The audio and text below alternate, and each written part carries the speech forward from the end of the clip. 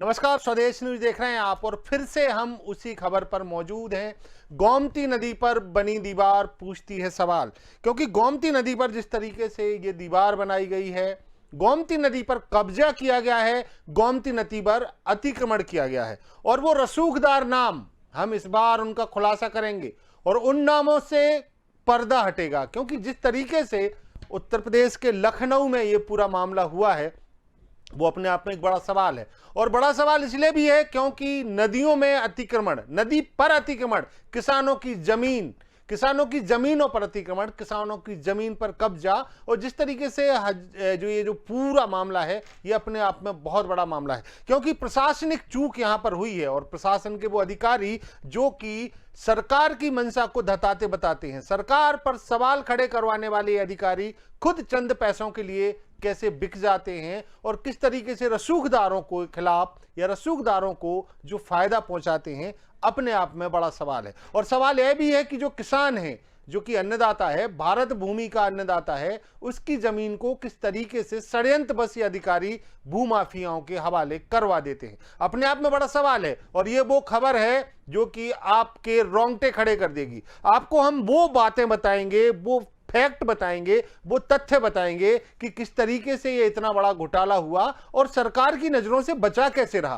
क्योंकि प्रशासनिक अधिकारियों ने सरकार की नजरों के सामने इस पूरे घोटाले को आने ही नहीं दिया। गोमती नदी उत्तर प्रदेश की एक महत्वपूर्ण नदियों में गंगा गोमती इसको बोलते हैं और जिस तरीके से एक वाटर पार्क जो बनाया गया, वहां पे नीलांश वाटर पार्क बनाया गया है, ये उन रसूखदारों के रसूख की कहानी बयान करता है जिन्होंने इस नीलांश वाटर पार्क के नाम से हजारों किसानों की जमीन, करीब 100 के ऊपर किसान थे, वो जमीन और जो कई सरकारी जमीन यहां पर थी उस पर कब्जा कर लिया। और बात यहां नहीं रुकी, गोमती नदी की धारा को दीवार बनाकर मोड़ दिया। तमाम खबर पर फिर से चर्चा करेंगे। हमारा ये दूसरा एपिसोड है जो ये हम खबर दिखा रहे हैं और इस खबर में हम उन नामों का खुलासा करेंगे, उन रसूखदारों का खुलासा करेंगे जो इस पूरे घटना में अंजाम दिया है उनने। और इस पूरी कहने से एक ऐसा जो कृत्य इन लोगों ने किया है जो आज हम सरकार की नजरों के सामने लाएंगे। लेकिन सबसे पहले आपको बता दें कि यह पूरा मामला था क्या, इस पर हमारी एक खास रिपोर्ट।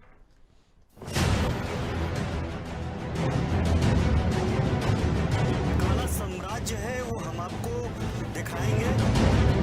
नीलांश थीम पार्क, गरीब किसान परिवार के लोग रहते हैं, इसी का फायदा उठाया गया है उस जमीन को कब्जाने में।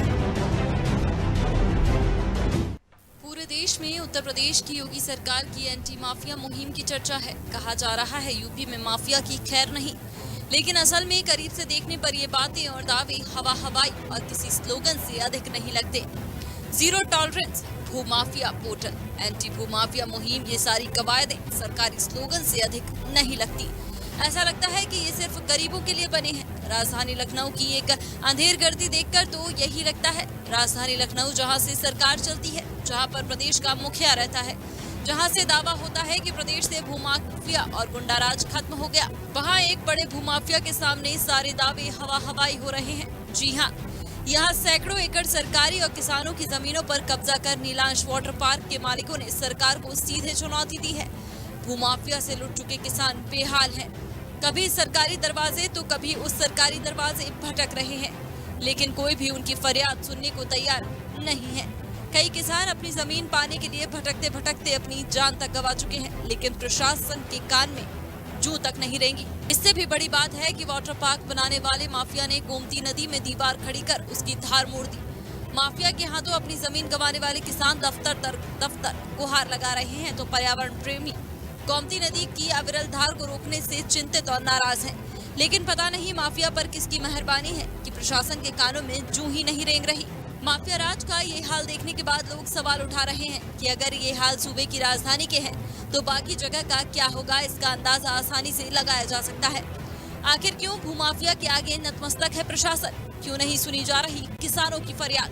गोमती नदी में कब्जा करने वालों पर क्यों नहीं हो रही कार्रवाई? इन्हीं तमाम सवालों के जवाब सिस्टम के जिम्मेदार नहीं दे पा रहे हैं। ब्यूरो गोमती के गुनहगार, आज हम इस पूरी पेशकश में आपको बताएंगे कि गोमती नदी के वो कौन से गुनहगार हैं, उनके नाम हम खोलेंगे और उनके रसूख की जो कद है, उनके रसूख का जो जरिया है, उसको हम आपको बताएंगे। क्योंकि जिस तरीके से इन लोगों ने पूरे कृत्य को अंजाम दिया है, अपने आप में गोमती नदी पर बनी दीवार सवाल पूछती है कि वो कौन लोग हैं जिन्होंने नदी की धारा को मोड़ दिया, वो कौन लोग हैं जिन्होंने किसानों को रोता छोड़ दिया। वो किसान अब दर दर की ठोकरें खा रहे हैं, दरवाजे दरवाजे पर दस्तक दे रहे हैं। कानून की जो मोटी दीवार है, कानून के जो कान हैं, क्या वो इन तक इनकी आवाज पहुंच रही है? आज स्वदेश न्यूज माध्यम बनेगा और पहुंचाएगा इनकी आवाज, किसानों की आवाज। और गोमती पर जो बनी दीवार है वो अपने आप में चीख चीख कर सवाल पूछ रही है। इसी पर पूरी खास चर्चा आज हम करेंगे और हमारे साथ जुड़े हुए सबसे पहले हमारे संवाददाता, उनसे हम जानेंगे कि ये जो पूरा मामला है, नीलांश वाटर पार्क का जो पूरा मामला है, जिसको अभी हमने आपको पहले एपिसोड में दिखाया,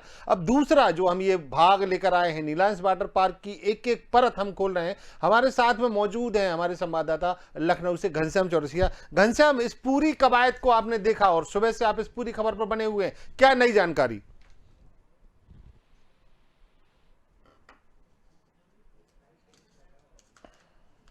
घनश्याम से हम जुड़ेंगे, लेकिन हम तमाम आपको तस्वीरें दिखा रहे हैं। ये वो तस्वीरें हैं जो नीलांश वाटर पार्क के बाहर की, और ये जो तस्वीर हम आपको दिखा रहे हैं, नदी की धार को मोड़ देने वाली तस्वीर है। क्योंकि नदी की अगर सीमा को देखा जाए तो नदी की धार को एक दीवार बनाकर नदी का पानी उपयोग हो रहा है इस वाटर पार्क में। ये वो वाटर पार्क है जो नदी की सरहदों को तोड़कर नदी के अंदर तक बना लिया गया। किस तरीके से ये पूरा घोटाला हुआ है, कौन कौन है इसका जिम्मेवार, एक एक खबर, एक एक पर्दाफाश करेंगे हम, परत दर परत हम खोलेंगे ये राज पूरे, और आपको बताएंगे कि किस तरीके से ये पूरा जो घोटाला है, किस तरीके से किसान जो वहां पर परेशान है, किसानों की जमीन पर कब्जा किया गया है, एक पूरा षड्यंत्र रचा गया है इस पूरे वाटर पार्क को बनाने के लिए। और सबसे बड़ी बात, नदी का किनारा इसलिए कि नदी का पानी उस वाटर पार्क में हम यूज कर सकें, नदी का पानी हम उपयोग कर सकें। और यही नहीं, दमंगई यहीं नहीं रुकती है, क्योंकि सालों से किसान, करीब 2-4 साल से किसान इस पूरी जंग को लड़ रहे हैं, लेकिन उनकी सुनने वाला कोई नहीं है। लेकिन स्वदेश न्यूज ने इस पूरे मुद्दे पे, इस पूरी मुहिम को अपने हाथ में लिया है और अंजाम तक हम इस खबर को पहुंचाएंगे। क्योंकि अब हम जो बात है वो आला अधिकारियों तक, मंत्रियों तक, मुख्यमंत्री तक इस पूरी आवाज को पहुंचाएंगे। और ये जो पूरा घोटाला हुआ है, जो गोमती नदी की दीवार बनाकर नदी का रुख मोड़ा है, किसानों की जमीन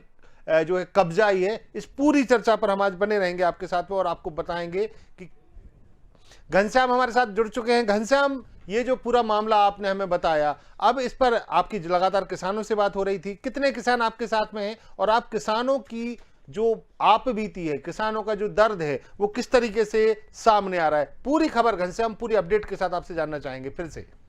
बिल्कुल, ये सिलसिला 2007 से शुरू होता है और 2007 से जो है बनना शुरू होता है। वो तत्कालीन मुख्यमंत्री मायावती 2007 में ही उन्होंने जो है शपथ लिया था उत्तर प्रदेश राज्य में मुख्यमंत्री के तौर पे, तब से ये मामला चल रहा है। उसके बाद से समाजवादी पार्टी 2012 में आई, अब 2012 से 17 तक समाजवादी पार्टी रही, 17 से अभी तक भारतीय जनता पार्टी, यानी इस दरमियान 3 रूलिंग पार्टियां जो रही, 3 अलग अलग पार्टियों से रूल में रही और केंद्र में रही है कांग्रेस पार्टी। 2007 में तत्कालीन तौर पे वो समय केंद्र में सरकार थी, कांग्रेस की सरकार। और जिस तरीके से अभी बातचीत में पता चल रहा है, वो उससे पता चल रहा है कि उन सरकार के लोगों का भी इसमें कहीं न कहीं हाथ है, उन अधिकारियों के साथ साथ। क्योंकि ये जो रसूखदार लोग हैं, ये जो भूमाफिया लोग हैं, कहीं न कहीं इनसे कंटेक्ट, इन सब जो नाम है, इन नेताओं का नाम बेचते आ रहे हैं, इनके नाम पे यहाँ पे इस तरीके से भ्रष्टाचार किए हैं।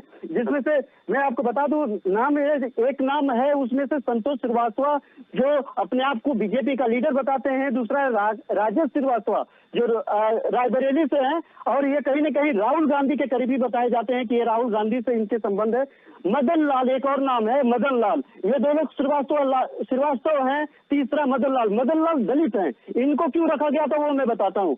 दलितों का जमीन जो है श्रीवास्तव लोग नहीं लिखवा सकते, इसके लिए ये षड्यंत्र कितना गहरा किया गया कानूनी तौर पे, ताकि वो उनको समस्या ना आए उन्होंने क्या किया कि जो है सबसे पहले एक मदन लाल को भी अपना पार्टनर बनाया, ताकि दलितों की जो जमीन थी उनको ये लोग मदन लाल के नाम पे खरीद सके, जिसपे कोई इनकी रजिस्ट्री खेल ना करे। बहुत सुनियोजित ढंग से सारी चीजें की गई, ताकि ये लोग बहुत मतलब साफगोई से इस भ्रष्टाचार को अंजाम दे सके। और 2007 से अभी तक इतनी सरकारें आई, इतनी सरकारें चली गई, जो सरकारें सारी सरकारें लगभग इसमें जिस तरीके से देखा जाए तो भ्रष्टाचार में लिप्त गई, और यहाँ से उनके लिए जो है भ्रष्टाचार का वो बंटवारा बंदरबांट किया गया उस रकम का, उन जमीनों का, इन लोगों के जमीनों का बिना रजिस्ट्री इनके जमीनों में गेट तक लगा दिए गए। बात करेंगे उन्हीं लोगों से, हमारे साथ किसान भी है। और आप देखिए किस तरीके से। सर, आपका क्या नाम है? अमरनाथ सिंह। आपका वहाँ पे जमीन, कितना जमीन है आपका? हमारा वहाँ 1 बीघे 16 बिस्सा जमीन है नीलांश वाटर पार्क के अंदर। वो जब से नीलांश वाटर पार्क कंपनी आई है तब से मैं बराबर चक्कर काट रहा हूँ कंपनी का। हर एक आदमी से बात किया हूँ, वहाँ के आदमी से कोई भी आदमी मतलब पहली बात तो कोई समझौता करने के लिए तैयार ही नहीं है। उसमें संदीप श्रीवास्तव, मदन और एक सतीश श्रीवास्तव हैं, जो कि वो भूमाफिया कहे जाते हैं। वो गेट के अंदर जाने से वहाँ के कार्यकर्ता भी हम लोगों को रोकते हैं, अंदर जाने से परहेज करते हैं, क्योंकि एक बार जमीन की नाप हुई थी तब भी हम लोगों को अंदर जाने से रोका गया था। जमीन जो है हमारी सभी से अंदर है, और आज तक कोई भी बीच में एक बार ये कहे कि हम जमीन को जो है उसका मुआवजा दे करके ले लेंगे, लेकिन नहीं किए। फिर हम लोग सरकार के पास भी गए, योगी बाबा के पास गए, और लेकर दिल्ली को भी भेजा गया, लेकिन कोई रिस्पांस नहीं मिला। आप देख सकते हैं कि ये लगातार इनका जो जमीन है, जमीन का सिनेरियो हम आपको समझाने की कोशिश कर रहे हैं। इन लोगों ने किस तरीके से उस जमीन पर कब्जा किया है। ये जो किसान है इनकी जमीन बीच में है। नीलांश वाटर पार्क एक तरफ से दीवार चला करके गोमती नदी की तरफ से, जो तस्वीरें अभी कुछ देर पहले हमने दिखाया था, उधर से घेर लिया और आगे की तरफ से गेट बना दिया। बीच में इनका जमीन, जब इनकी एंट्री होगी नहीं उस जमीन में, ऑटोमेटिक ये लोग गरीब किसान है जमीन छोड़ देंगे। ये पूरा जमीन। चाचा, आपका क्या नाम है? आपका कितना जमीन होगा वहाँ पे? हमारी जमीन 25 बिस्सा है। 2 बिस्सा? गेट पर है, तो आप लोग जो 14-15 किसान थे, वो जो पूरा सब लोगों का कितना जमीन होगा वहाँ पे? जमीन हुई सबका 7 लाख बीघा। आप सुन सकते हैं, ये पूरे 60 बीघा, ये 1-2 बीघा 2-4 एकड़ की बात नहीं है, 60 बीघा है, लगभग तकरीबन 40 एकड़ जमीन है। 40 एकड़ जमीनों पे उन्होंने कब्जा किया है। सरकारी तालाब भी वहाँ पे, 52 बीघा सरकारी तालाब पे भी बताया जा रहा है कि उन्होंने कब्जा किया हुआ है। सरकारी तालाब जो है 52 बीघा पर कब्जा किए हैं, और 22 बीघा चरागाह है, और जो नदी के ग्राम सभा है वह अपना कब्जे के हैं। नदी जो है किसानन से एकदम बह रही, वह बाउंड्री बनाए हैं नदी में। हाँ, वह सरकारी जमीन पर कब्जा है। हाँ, ये हमारे साथ माता जी भी है। माता जी की पीड़ा है कि उनकी एक बड़ी बेटी जो शादी करना चाहते हैं, उस जमीन के चलते लेकर के इतने इन्होंने पैसे खर्च कर दिए हैं कि ये इनको बेटी की शादी करने तक के पैसे दिए। इनकी मांग है कि चाहे जमीन कोई भी खरीद ले, जो कौड़ी के दाम पर खरीद ले, लेकिन हमें कुछ दे दे ताकि हम अपनी बेटी की शादी कर पाए। इतनी वाचा है। मैं आपको कैसे पूरी बात बताइए अपनी। अब हम भैया सब तो कहा बताइए, जहाँ से बीज बन रही है तहाँ से हमारी जमीन खरीद ले तो हमारा लड़का बच्चा जो रोड पर है, कुछ धंधा तो कर सकते। भीख मांग के लड़का दिया हुआ ब्याह शादी करा के घर बनवाए सब। ऐसे हम सबको जी सब वही लोग प्रधान के यहाँ बिक जाते। प्रधान की इलेक्शन में पैसा दे, प्रधान का खरीद ले, जनता ये सब बिक्री करी गई, कहाँ चली गए बताओ हमको।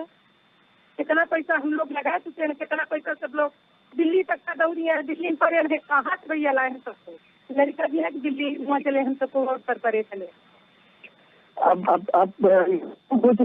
इन आंसुओं का हिसाब कौन देगा? बड़ा दर्दनाक स्थिति में है ये स्थिति। और भी लोग हैं, बात करेंगे। अब एक पत्रकार के तौर पे दादा बैठे हैं। दादा, आपका क्या नाम है? आपकी भी जमीन उसमें है? करीब 3 बीघे पक्की जमीन है, उसने सब क्या क्या क्या क्या कहा जाता है आपसे जब वहाँ पे जो जमीनों की बात करते हैं? आपकी अपनी जमीन है, आपके अपने इंतखाब पे आपका नाम होगा, वो जमीन आपके नाम से होगी, वो एंटी भूमाफिया की दावा सरकार करती है कि आप अपनी जमीन को लेकर के एक पोर्टल पे जाकर के एक तहरीर दीजिए, आप जो है लिख करके दीजिए, उसको आपकी जमीन को खारिज कराया जा रहा है। कितने दिन से मामला चल रहा है? कंपनी आई है, वाटर पार्क कंपनी आई है, सबसे बराबर चला रहा है। कई बार है,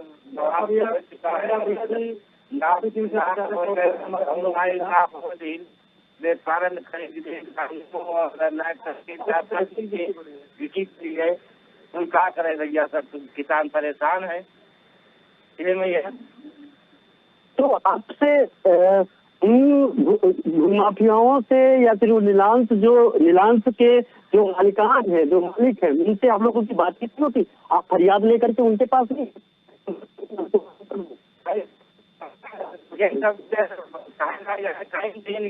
अभी 2 महीने रुक जाओ, 4 महीने रुक जाओ, इतना टाइम धीरे धीरे बढ़ता जा रहा है, कहीं बात नहीं होती है। करीब 3 महीने पहले एग्रीमेंट कराई भी है, कारण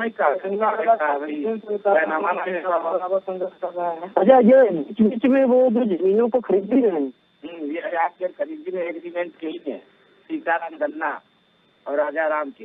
अच्छा, लड़ाई की आपकी और नीलांश की असल लड़ाई क्या वो फ्री में कब्जा, मतलब फ्री में जाते हैं वो जमीन? हाँ, फ्री में जाते हैं लोग। कैसे धोखे में रख के ये पूरा मामला है घनश्याम, इनको कैसे धोखे में रखा गया? शुरुआती क्या हुआ था कि इनसे जमीन के कैसे हस्तांतरित की गई, किस तरीके से इनको बहलाया गया, या जो आपने बताया जो 3 नाम दिए, जो मैं कहूंगा कि ये गोमती के वो गुनहगार हैं, और हम जल्द इन 3 नामों का खुलासा करेंगे घनश्याम। लेकिन सबसे पहले घनश्याम इनसे पूछिए कि ये पूरा जो मामला है ये हुआ कैसे, इनको किस तरीके से बरगलाया गया, किस तरीके से इनके साथ धोखाधड़ी हुई? हम बात करिए चाचा, आपका जमीन ज्यादा है, आप बताया जाता है कि आप बहुत मतलब संघर्ष में जो है बहुत काम किए हैं, हर जगह आप धरना प्रदर्शन भी किए हैं, आप लोगों ने प्रोटेस्ट किए। इस वक्त में अपनी ही जमीन के लिए किस तरीके से आपको बदलाया गया, किस तरीके से आपको धोखा दिया गया? धोखा ये कि जाकर चल तो जाकर बन गई के बाद फिर कहा थे मंत्री यहाँ कोई डर नहीं, हम नहीं बन करिए, हम काम करेगा। वो वाटर पार्क में 4-10 रुपया टिकट से उसके अंदर जा सके। अब 80 कहाँ गुस्सात है तो उसके अंदर जाए तो 70 रुपया टिकट होता है, तो उसके अंदर जाए। देख सकते हैं इन्होंने गेट, इनके जमीन में गेट इन्होंने बनाया है, और इनके जमीन में गेट बना करके उस गेट की एंट्री के लिए 600 रुपया मांगते हैं। जो पता है नीलांश वाटर पार्क में जाने का, कहते हैं कि अगर तुमको हमारे जमीन में जाना है तो जाकर के तो सबसे पहले 600 रुपये हमको इसका जो चार्ज दे, तब कि किसान खेती करके बहुत नहीं जाते यहाँ की अपन वाटर पार्क चाहनी हो फिर निकल जाए, मैं जमीन में कुछ नहीं काम करना है, पानी है नेपाल सब जुमा फिर सबसे जुमा 3 साल दशहरा हो जाए और वही आ रहे। ये आप कुछ कहते थे? एक बार मीटिंग हुई थी नेपाल, 2 दिन से मीटिंग भी करवाया था संदीप श्रीवास्तव ने। ये कहा कि ये जमीन सर्च करके बताइए ये कहाँ की जमीन है, कहाँ पे है इन लोगों की जमीन, तो उन्होंने बताया कि अच्छा, ये जो जमीनें हैं एक बार नपाई भी हुई थी, तस्वीरें साफ है, एक तस्वीर सारी अंदर है, जो है वो बाउंड्री वाल से अंदर है, हमारी जमीन पे ही बाउंड्री खत्म होती है। आप अधिकारी, क्या लगता है कि अधिकारी इस पे काम नहीं कर पा रहे? अधिकारी बिल्कुल काम नहीं कर पा रहे हैं। जब सरहद की जमीन नहीं निकाल पा रहे हैं तो हम लोगों का क्या निकालेंगे? एक बड़ा सवाल किया इन्होंने कि जब सरकार सरकारी जमीन उनसे नहीं ले पा रही है तो हम किसानों की कौन सुनेगा। इसी जवाब में सारा आशय निहित है। जिस तरीके से ये बता रहे हैं कि सरकार के खुद ही लगभग 52 बीघा जो है आरोप लगाए हैं 3 नाम, मैं फिर से जानना चाहूंगा आपसे वो 3 नाम आप बताएं वो 3 नाम कौन से हैं? हम पहली बार एक्सक्लूसिव खुलासा कर रहे हैं उन 3 नामों का जिन्होंने इस पूरी घटना को अंजाम दिया, पूरे गुनाह को अंजाम दिया है। घनश्याम, मैं चाहूंगा आप उन तीनों नामों का खुलासा करें जो किसानों ने बताए हैं। बिल्कुल, संतोष श्रीवास्तव नाम ले रहे हैं। संतोष श्रीवास्तव के साथ राजेश श्रीवास्तव जो रायबरेली से बिलोंग करते हैं, उनके साथ एक मदन लाल है जो दलित बताए जाते हैं। इनको इसलिए रखा गया है संतोष श्रीवास्तव पहला नाम है, वो संतोष श्रीवास्तव जिन्होंने नीलांश वाटर पार्क में जो पार्टनर हैं। दूसरा नाम कौन सा है बताइए? राजेश श्रीवास्तव जो रायबरेली से बिलोंग करते हैं, उसके साथ मदन लाल। ये कांग्रेसी हैं, ऐसा कहा जाता है कि राहुल गांधी के करीबी है। तीसरा नाम, और घनश्याम मैं चाहूंगा कि आप खुलासा करें तीसरे नाम का। बिल्कुल, ये तीसरा नाम है मदन लाल। मदन लाल शुरुआती दौर में नहीं जुड़े थे। मदन लाल जब ये जमीनें जब पता चली कि उसमें जमीन दलितों का है, वो दलित किसान को मर दे चुके हैं। ऐसे दलित किसानों का जो जमीन हड़पने के लिए, ये हम आरोप नहीं लगा रहे, ये आरोप स्वदेश न्यूज नहीं लगा रहा है, ये आरोप किसानों ने लगाया है। ये 3 नाम हैं जो कि गोमती के गुनहगार हैं, और इन 3 नामों ने जो इस पूरी जमीन पे कब्जा किया, चाहे वो सरकारी जमीन हो, चाहे वो किसानों की जमीन हो, या फिर गोमती नदी में दीवार बनाने का काम, संतोष श्रीवास्तव, राजेश श्रीवास्तव और मदन लाल, ये वो 3 नाम है जिनका खुलासा अभी अभी स्वदेश न्यूज पर किसानों ने किया है। घनश्याम, एक और बात, अब किसानों के लिए जो लड़ाई है बड़ी कठिन लड़ाई है। कब से लड़ रहे हैं और क्या चाहते हैं अब ये किसान? 2007 से लगातार लड़ रहे हैं। जब से नीलांश वाटर पार्क बना, मायावती का शासन था। मायावती एक तरफ वो शपथ ग्रहण समारोह चल रहा था उनका, दूसरे तरफ ये प्रोजेक्ट शुरू हुआ था। मायावती जिस तरीके से धीरे धीरे पुरानी होती गई उत्तर प्रदेश में, उसी तरीके से नीलांश वाटर पार्क बन करके फलता फूलता रहा। और उसके बाद जो है तभी से वो पहले मैं ये गणित में इस बारे में बात करता हूँ, जब 2007 में बन रहा था। घनश्याम, मैं चाहूंगा कि डायरेक्ट मुख्यमंत्री योगी आदित्यनाथ के लिए कोई एक अपील, या एक कहना चाहिए जो इनका दर्द है वो डायरेक्ट मुख्यमंत्री योगी आदित्यनाथ से कहना चाहेंगे। एक एक करके किसानों से बात करिए और उनसे पूछिए कि वो क्या चाहते हैं अब प्रशासन से, शासन से और मुख्यमंत्री से।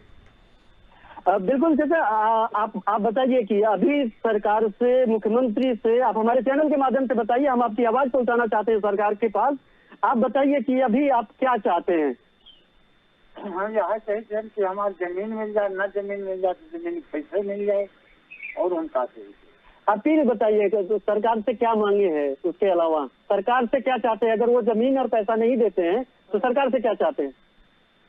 तो सरकार से क्या चाहिए? जमीन खाली चाहिए, काम करवा दे, खाली करे हमारे सरकार। साफ तौर पे कहना है कि सरकार हमारी जमीन खाली करा दे, नहीं तो उन भूमाफिया से उनका कीमत दिला दे, चाहे वो थोड़ा कम ही कीमत हो, हमारा उसके एवज में हमें उसका मुआवजा मिल जाए, या सरकार जो है उस जमीन को खाली करा करके हम लोगों को कब्जे में दे दे। ये किसानों का मर्म है, ये किसानों की दिक्कतें हैं जो सामने हैं। ये लोग परेशान हो चुके हैं 2017 से। बहुत सारी मीडिया कर्मियां हैं, बहुत सारी खबरें चली, बहुत सारी खबरें दब के रह गई। बहुत बार ऐसा हुआ कि कार्रवाई के नाम पे महज अधिकारी हिला हवाली करते रहे और FIR तक किया गया, लेकिन उसके बावजूद आप इनकी उम्र देख सकते हैं कि ये लड़ते लड़ते 2007 से बहुत सारे लोगों ने तो दम तोड़ दिया। हालत इतनी बदतर है, इनके पारिवारिक हालत इतनी बदतर है क्योंकि वही उनकी जीविका थी, उसी से इनका रोजी रोटी चलना था, उसी से इनकी घर परिवार चलता था। फिर भी बिल्कुल घनश्याम, और इस खबर पर हम पूरे दिन बने रहेंगे। और अभी दूसरा हमारा एपिसोड है जिसमें हमने किसानों से बात की और किसानों ने बताया, अपना दर्द बताया और किस तरीके से उनके साथ ठगी हुई ये भी बताया। लेकिन एक बार फिर हम आपके साथ आएंगे और दोबारा वो नामों के खुलासे करेंगे। लेकिन सबसे पहले इसमें पूरा जो षड्यंत्र है वो ये नाम है, गोमती के गुनहगार, किसानों के गुनहगार। ये वो 3 नाम है जो मैं आपको बता रहा हूं, संतोष श्रीवास्तव, राजेश श्रीवास्तव और मदन लाल जो हैं, एक वो दलित हैं। और वो दलित को इसलिए इन्होंने अपना पार्टनर बनाया क्योंकि वो दलित इनके साथ में दलितों की जमीन ले सकें, क्योंकि ये जो सवर्ण हैं ये उनकी जमीन अपने नाम नहीं करा सकते थे, इसलिए एक मदन लाल को भी साथ में लेना पड़ा। ये 3 वो नाम हैं गोमती के गुनहगार जो मैं आपको बता रहा हूं, जिन पे ये स्वदेश न्यूज आरोप नहीं लगा रहा है, ये आरोप लगा रहे हैं वो किसान जिनने अपनी जमीन खोई है, जिन्होंने अपनी रोजी रोटी खोई है, जो अपने बच्चों की शादी के लिए जो महिला अभी रोई थी, ये उसके आंसू हैं। उसके आंसू बहने का कारण ये 3 नाम है जो हम आपको स्क्रीन पर दिखा रहे हैं। इसके बाद में हम खुलासा करेंगे उन बड़े नामों का जो कि अधिकारी हैं और उनकी सहाय पर यह सब कुछ हुआ है। उन अधिकारियों के नामों का खुलासा करेंगे हम अगले एपिसोड में। बने रहिए हमारे साथ। गोमती नदी पर बनी दीवार पूछती है सवाल, और ये वो सवाल हैं जो आज हम लगातार पूछेंगे जब तक इन किसानों को न्याय नहीं मिल जाता, जब तक अपराधियों को सजा नहीं मिलती। स्वदेश न्यूज ये सवाल पूछता रहेगा। गोमती नदी पर बनी दीवार पूछती है सवाल में अभी इतना ही। बने रहिए हमारे साथ, देखते रहिए स्वदेश न्यूज।